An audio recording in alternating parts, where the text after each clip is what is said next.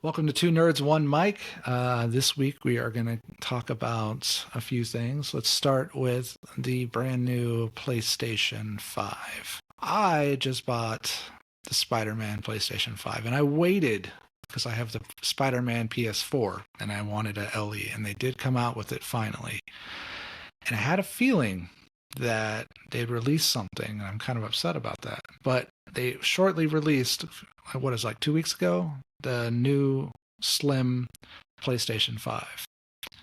And I feel like it's worth discussing because I feel like I got gypped a bit. I don't know if the cooling's better, but yeah, basically I have a brand new model and they slapped some side panels on a last sale to get the Spider-Man people. And now they released the model and we didn't get any of those perks. And you also purchased the Spider-Man LE PS5 as well. So we're in the same boat. So we have kind of a double talk about the specs, what's new, and how we feel about getting kind of backhanded by Sony there. So what are your thoughts? So I was an early adopter of the PS5. I got the PS5 right when it first dropped. Took me forever to get it. I fought through all the bots. I literally was that guy. I had Twitter going. I had so many different, just trying to find a PS5. It was a nightmare. And then I mistakenly bought two PS5s, but that's another story that we can talk about later. So I've always owned every Sony console I've owned since the PS3 has been an LE. Everyone. And so when the PS5 dropped, there were no LEs available. So I was like, I'm stuck with their standard console. The Spider-Man one gets announced. I'm like, okay, that's a really cool console. You get the custom controller. I kind of wish they would have gave us more of a deluxe version of the game, but we are getting the game, Yeah. so whatever. So I ordered that one, pre-ordered it, ended up helping a buddy out, sold him my old PS5 for a discount so I could get the new one. I get the new one, get it set up. It looks really, really cool. Love the controller. I'm like, badass. You get one, I'm like, even more badass. Now we got matching PS5s. Dope. And then Sony drops the bomb. Hey, we're dropping a new PS5. A what? Like, I just dropped all this money on this, and you're dropping a new one? First things first, the new one is smaller. So if you have a PS5, the PS5 is a spaceship. Like, it is literally a spaceship. It is a massive console. And I get it because it's one of the most powerful consoles ever created from Sony. I think it is the most powerful console created from Sony. Um, and it's literally like a spaceship laying down on the side. The new one is 30% smaller. So they reduced the volume by 30%.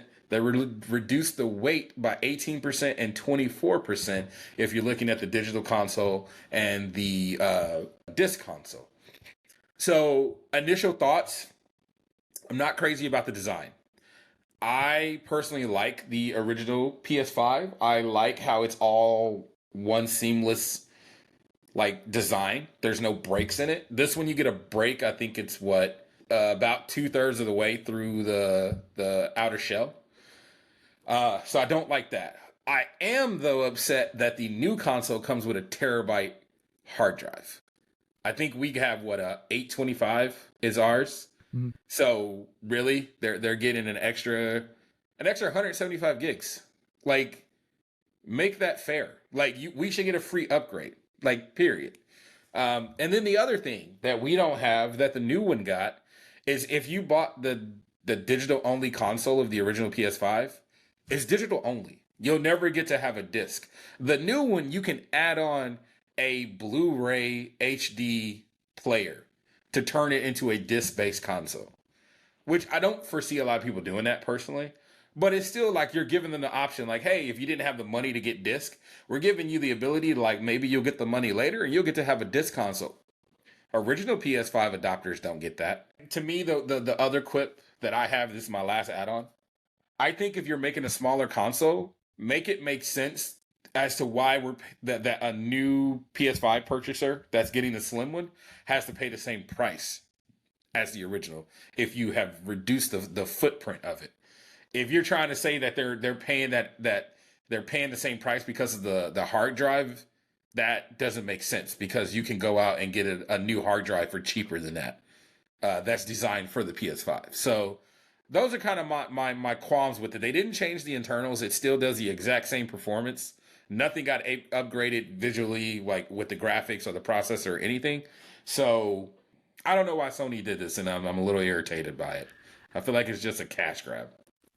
It is, and that's how I feel. And somebody who's, like I said, been a PlayStation fan since since the one. You know, I've been with Sony, and Same.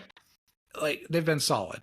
And I just had this feeling, you know, like I said, I waited, and because I mean, when the Spider-Man came out, again, that's timing. It was a Pro, so I upgraded my system to a Pro. It made sense. So I had a PlayStation 4, upgraded to a Pro, and then, you know, I was really worried about a Pro coming out. So Slim, you know, it's not terrible. I mean, it's not that much of a difference, but the same fact is they knew and they released it early, which Spider-Man comes out tonight. We're going to, tomorrow, 12 a.m. But, and it's a point of, that's not even out and they've announced it. So they automatically, they push this console out, and it's a dick move by Sony. I'm actually kind of really disappointed in Sony by this because it's a cash grab. I waited this entire time and I was a month off getting a new version. Like that's just not for the same amount of money. Yeah. You know, and we paid premium for that Spider-Man bundle, because there's other bundles out there that are, I go to Costco and get 2 controllers and God of War for $150 less than what I just paid for the Spider-Man bundle. Shortly after, before even Spider-Man 2 comes out, you could have made the new console the Slim LE. That would have been dope. That's what it should have been. And I know our viewers are going to be, anybody who got that, are either as pissed as us or laughing at us. There should be a perk from Sony to us, and make this is a public complaint, but I'll probably do a written complaint too.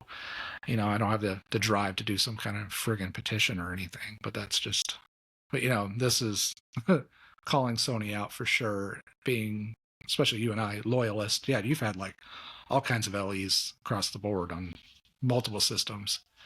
But yeah, it's the fact that I waited the entire time for them to do this. They did it, and then backhanded me with a new console right after that. So, like I said, at least it's not a Pro, because I would have been, I don't know how I would have handled that, but still, yeah, it's disappointing. That's all I can say. So I'm really curious what other people's thoughts are. Please leave a comment. Let us know your thoughts, and hopefully maybe we can, you know, get some heat under Sony to kind of do us a solid for all the people that, you know, purchased the Sony bundle or the Spider-Man bundle. I think the part that was most disheartening is like, Sony, you purposely did this. Mm-hmm. Like what I pre-ordered my PS5 back in May. I think it was July. Sorry. I think it was July of this year, and it didn't drop until, what was it? Was it August? Tail end of August? And then, I mean, like you said, within 2 weeks of dropping that console, and Spider-Man 2 is not even out yet, and you're like, oh yeah, surprise, here's a new console.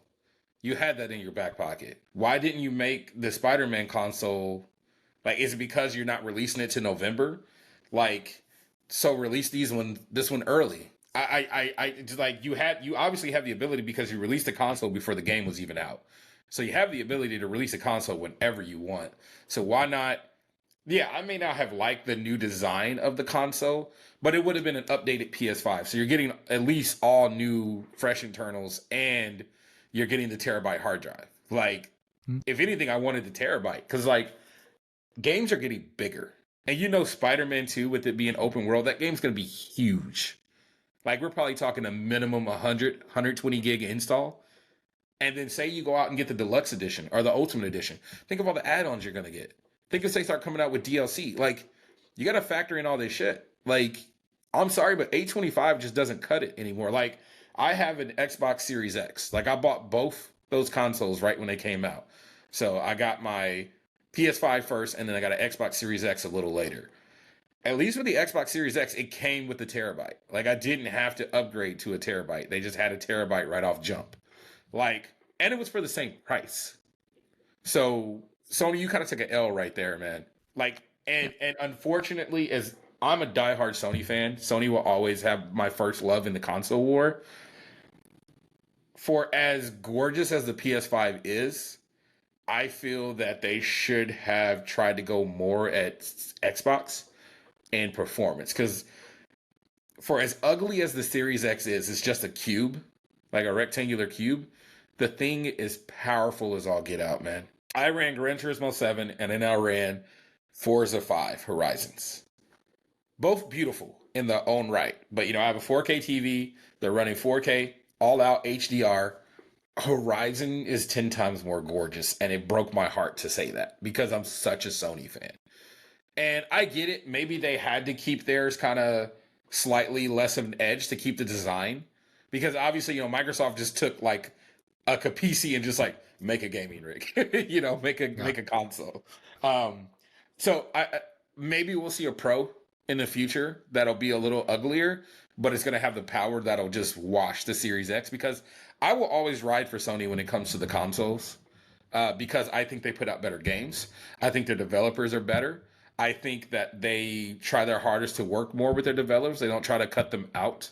They don't try to monopolize the market. So I just feel like I just like supporting them better.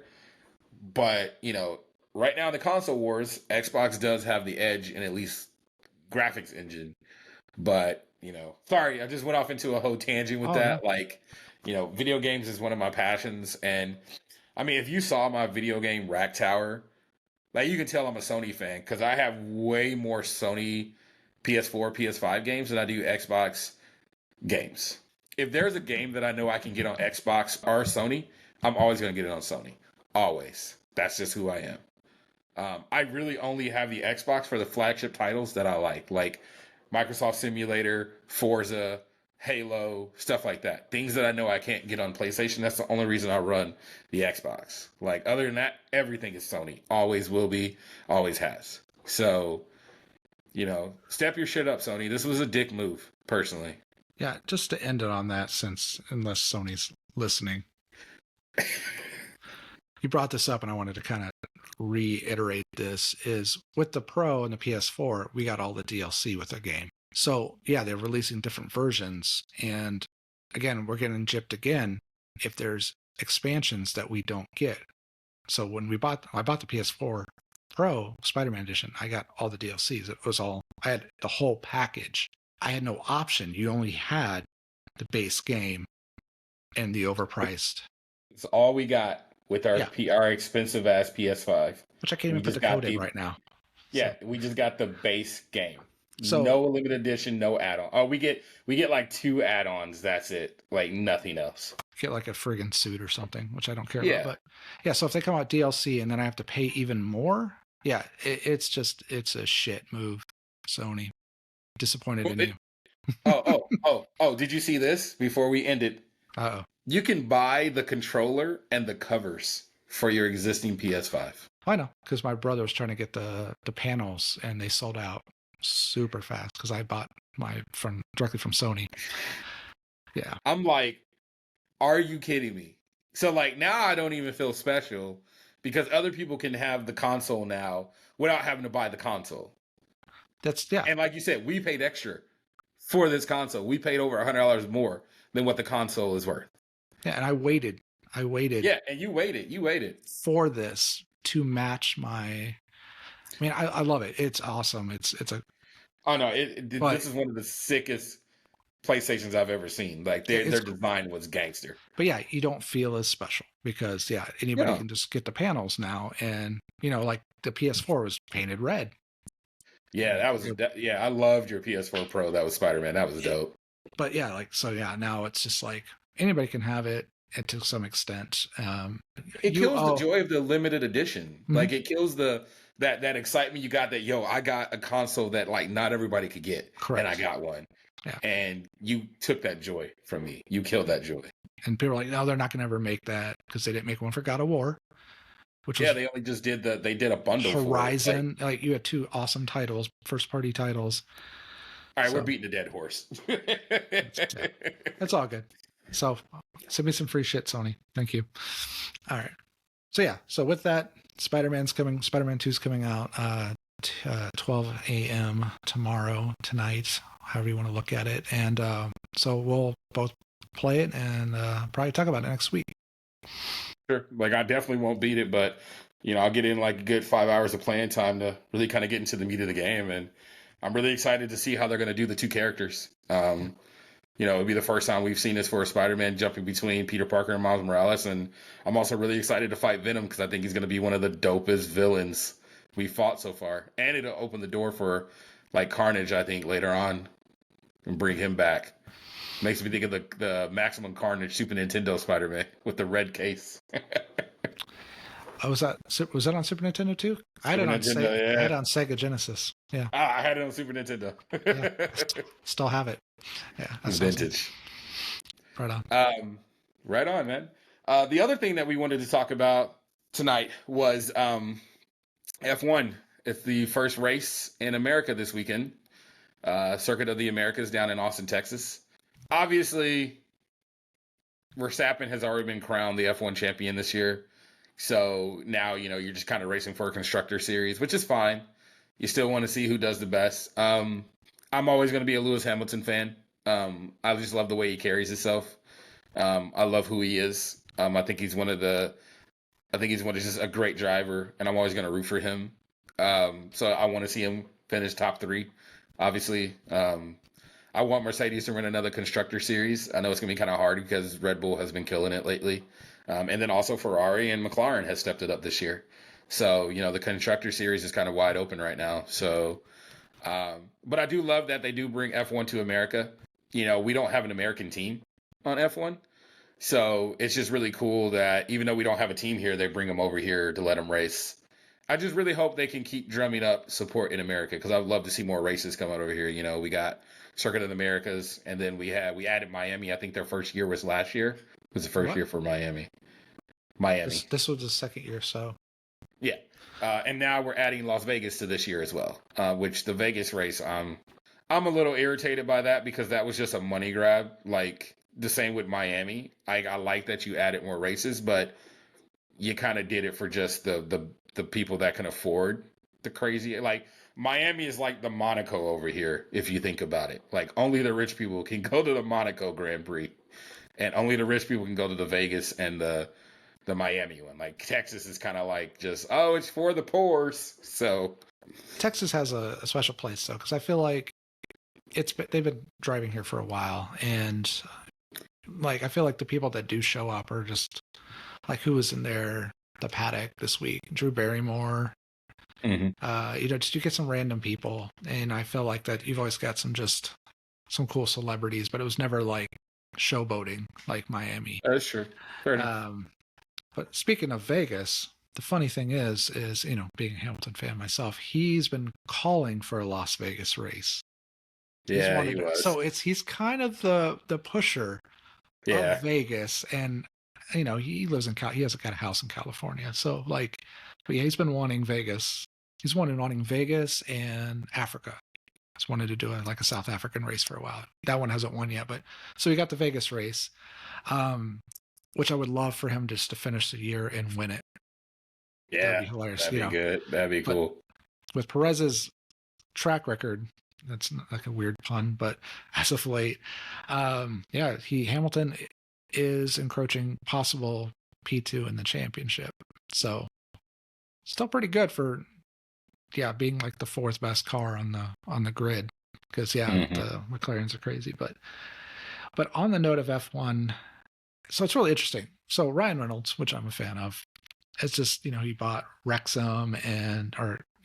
Amazing documentary, by the way. I need to watch that. I'm actually excited to watch that. So he just, buys stuff. He's got a gen company, Mint Mobile, he's just investing stuff, and it's a smart thing to do. Here a couple months ago, he was buying into the Alpine team, which is a French team. I thought, well, that's really interesting, but it's not a far cry from, they were trying to buy him and that guy from Sunny were trying to buy a hockey team, and that didn't go through either. So like, yeah, they're just trying to like invest.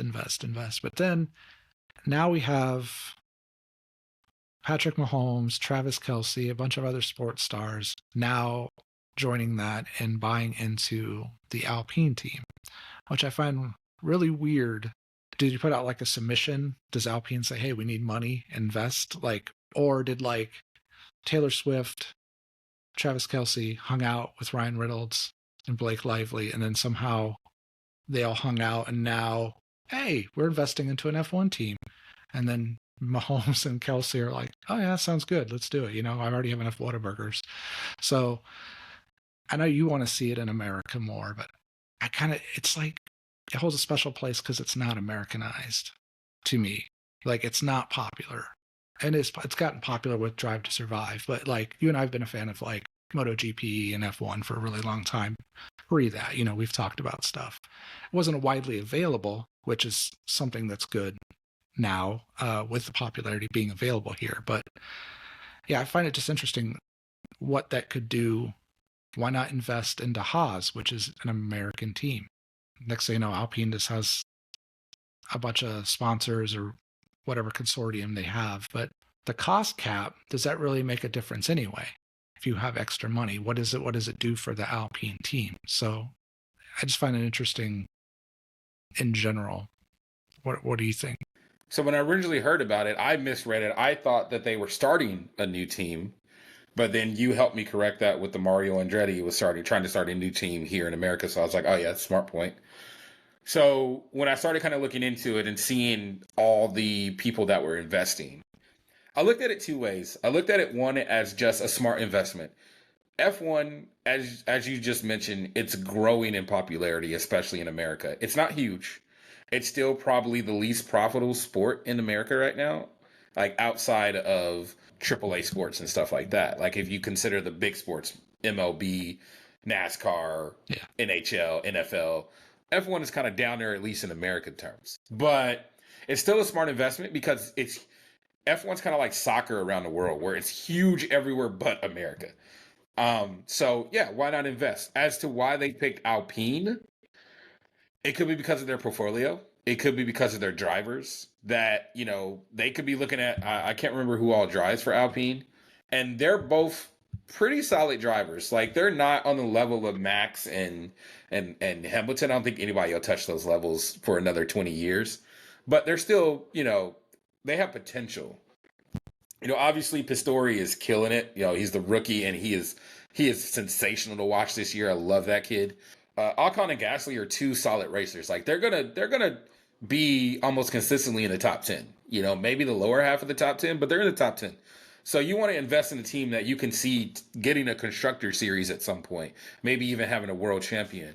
So for me, it's like I just think Alpine was a smarter buy for them, and it's I think it's just them trying to diversify their portfolio. So if you look at Patrick Mahomes right now, that dude has so many sports endeavors. Like he owns a women's soccer team. He has a buy-in to the Royals. He owns something else as well. Plus, he just came out and said that he wants to own an NFL team when he retires. So it's like, I think he's just trying to diversify his portfolio, and why not bring your friends along? But I also liked what you brought up where, okay, we see Taylor Swift hanging out with Blake Lively and Ryan Reynolds. So then you have Ryan Reynolds probably meeting Travis Kelsey, puts the word in his ear like, hey, man, I invested in an F1 team. It's profitable. He goes to Mahomes and is like, hey, man, I got this profitable deal. And then like other sports stars see Mahomes jump on and they're just like, well, yeah, we're going to follow him. So you get Rory McIlroy, who's a top golfer. You get Anthony Joshua, who's one of the biggest heavyweights in the world. And it just cascades from there. But like you said, with the cap, it makes you wonder, like, what can they really do with all this capital? Like, like you're just gonna have this money on reserve? Like, are you gonna have it in R&D where you don't have to put it on the books and you're using it to develop new cars for the next season? Because next year they're gonna have another car change. They're gonna have new restrictions. So now you got to do more R&D. Well, maybe this is their R&D money that they're gonna play with. Because it was 200 million pound investment, which is a lot of money. A lot of It's money. more than the cost cap. Exactly. So it makes you wonder what's the play here. But I mean, all we can do is just sit back and watch. And you never know. Next year, Alpine comes out and they have like the top 3 car. And you're like, okay, now we see what that money was for. It was for R&D. Well, if they've learned anything from Red Bull, they need to use that extra capital on catering. If anybody gets that joke, yeah, that's all. It's just a little bit over for catering, no big deal. So speaking of F1, man, I was reading about Verstappen this year. A lot of fans are actually bored with F1 this year because of how dominant he is. And that kind of surprised me because they're like, Drive to Survive made F1 exciting, especially the 2021 year was one of the most exciting years of F1, in my opinion, where it literally came down to the last race of the season. Or no, was it? Yeah, it was 2021. Yeah. Last race of the season to determine the winner. Like, we're probably never going to get that again in a long time. And obviously, you know how we feel about that race. We don't talk about that race because of the outcome. But I think that drew so many people in because they were just like, there's drama in F1, like edge of your seat drama. Well, then 2002 hits and he dominates. 2003 hits, wins 10 races in a row, which nobody had done. Like, when you start becoming so dominant, you start killing the spectatorship of the sport. Because now you're only going to have the diehard Verstappen fans that are watching the race because they want to see their guy win. You're losing those kind of 50-50 fans that are just wanting to see a good race. You got to keep the field competitive. You got to keep the grid competitive. You got to give the teams the ability to catch up with Red Bull. You can't just let Red Bull, okay, we're going to let you have the baddest car this year and you're just going to crush. To me, and this is just my opinion, it goes to show how they do their R&D. Sergio Verstappen, they are in the same car. Verstappen's car is leaps and bounds better than Perez. And look at all the problems Perez is having with his car. Look at all the accidents Perez has had. Look at all the spinoffs he's had. Like, Perez is a good driver. He's not a bad driver. He's not some rookie. Like, the guy can win races. He's won tough races. Like, it goes to show you that Christian Horner and Red Bull are willing to basically sacrifice anything for Verstappen and just make him boy wonder. And I don't like that. Like, at least with Mercedes, like, George has won some races and so has Hamilton. It hasn't just been Hamilton dominating. Like, George is just as quick. Like, their cars are just as even. It's just, who's having the edge that day. Like, but again, that's just my own personal thing. I just think you need to get away from Verstappen being so goddamn, like, dominant. You need to make F1 competitive again. It's a competitive sport. And to me, I love the idea of it's not the car, it's the driver. It's the skill set. Like, you can make a car fast, but what if you made all those cars even playing field? And now it's up to the skill of the driver. Can he find the gaps? Can he hit that perfect apex? Can he hit that perfect line to get past? Like, to me, that is exciting because then you're truly basing it on skill. It's not just, hey, you just have the baddest car on the grid and nobody can catch it.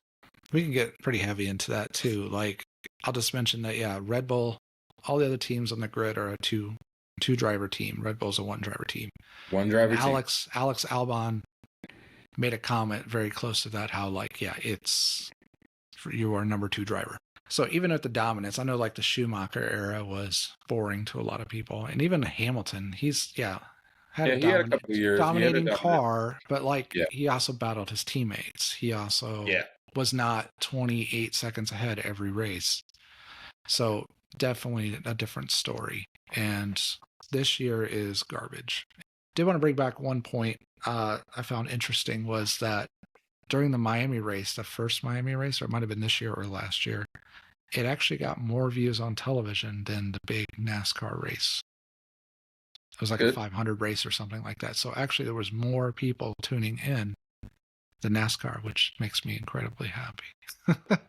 I would assume it would have been last year because that was the inaugural, and they raised a lot of hype around that Miami race, like a lot of hype. So and I think the Vegas race will have a lot of hype as well. Like, it's at 12 o'clock at night. or at least I think Really, it's a midnight race. Yeah, it's a midnight race, so we have to stay up. That's kind of odd for that. So it's like, oh, I have to stay up to watch Japan. Now I have to stay up to watch Vegas. It seems weird. Yeah, the Japan race is hard, man. Yeah. That one's tough. Like, I love that track, but it's like, that's a tough race because like it comes on like 5 a.m. here or something, like 4 or 5 a.m. here, and I'm like, all right, it's too early to watch this.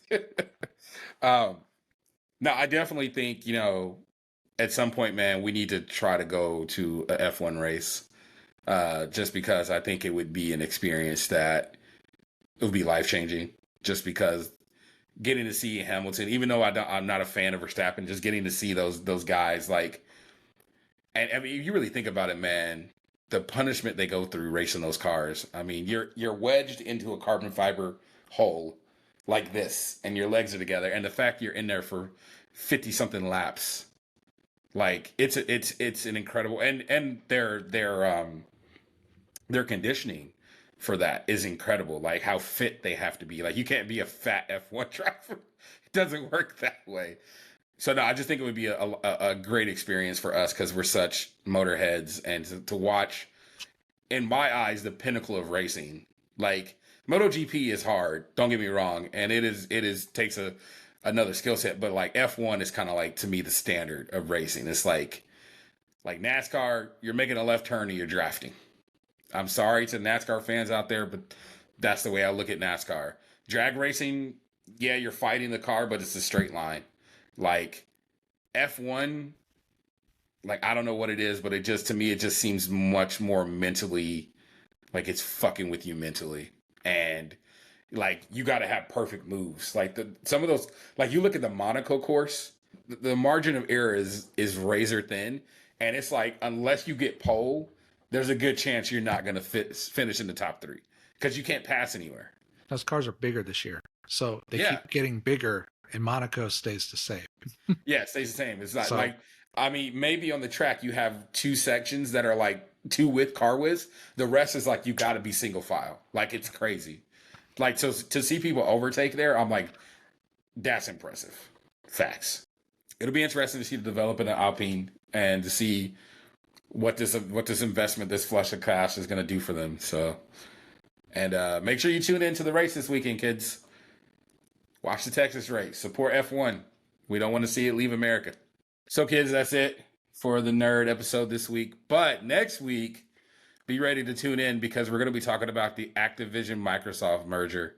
We got word that it's finally done, but the FTC is still not happy. So we want to dive into that because that was a huge acquisition and it took months to get it done because there are a lot of unhappy people. So we're going to dive into that and talk about a lot of the hot things that happened with that merger. So make sure you tune in next week because it's going to be a good one.